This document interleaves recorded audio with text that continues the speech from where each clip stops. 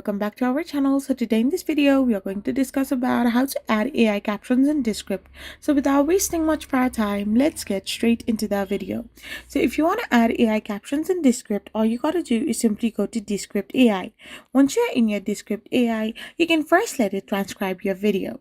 You need to simply upload your video and let Descript first of all transcribe it.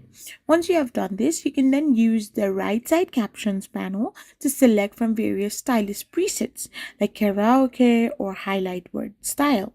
After this, you can simply start from scratch as well if you want and customize fonts, colors, backgrounds, and animations as well, with the AI automatically syncing them to your text.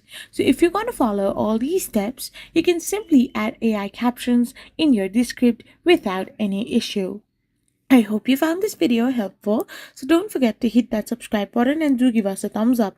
We will be back again with more informative videos. Thank you for watching and stay tuned for our next video. We will be back again really soon.